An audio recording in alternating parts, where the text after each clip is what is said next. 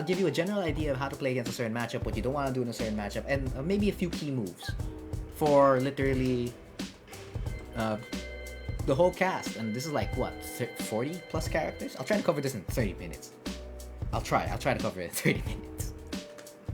Devil Jin, just like Bob, is going to be about movement, neutral, positioning. But of course, Devil Jin can force it a little bit more because unlike the other characters' hell sweeps, other Mishima hell sweeps, he has a new hell sweep in Season 4. They brought back the Tag 2 hell sweep, Tekken 6 hell sweep, where he can just literally gain plus frames to doing a hell sweep, and you're not really gonna challenge this. I don't challenge it as well. So he's gonna check DF1U. So it's what he does after each subsequent plus or check. Like that's when you want to start playing with him.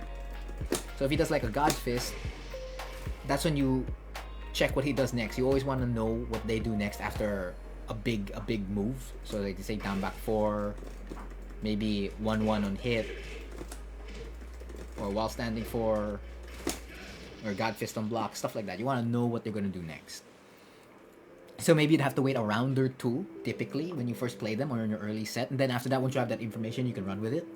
Because typically they do stuff like 1 to DF2, or, you know, while standing 4, back 4, or God Fist into God Fist, FF4 to check you, or, you know, Waivu Demon's Paw, Waivu Hell Sweep, etc.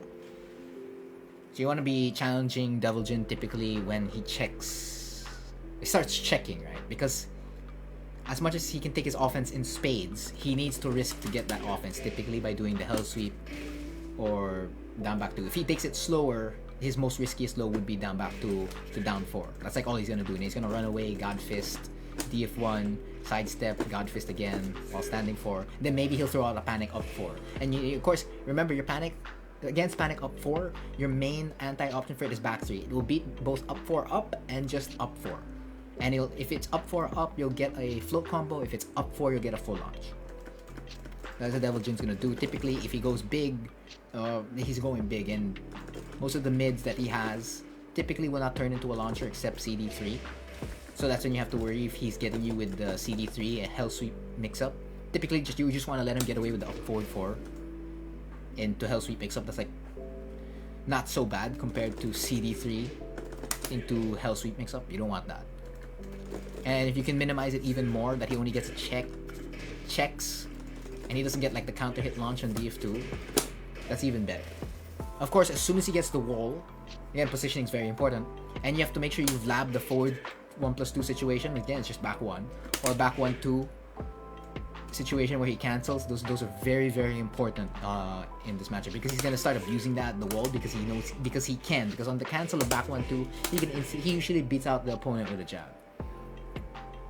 And of course, he can easily keep you in place with that. So this you have to worry about. So tackling this again, you have to attack him at the checkpoints when he gives you checks, and eventually maybe throw your weight around.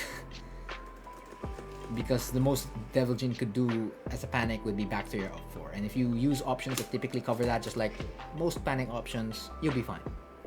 So as soon as he checks you, you take as much as you can, move in, and take as much as you really take as much as you can, and then move out. And then that's when you have to start worrying about the God Fist, the Hell Sweep, and keep moving back. Right, keep moving.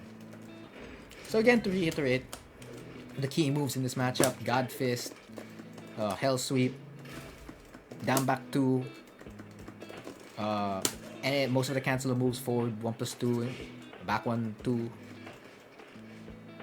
and of course, yeah, that's about it.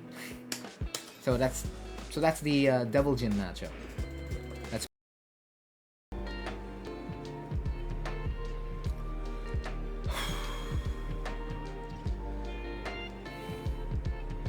Akuma.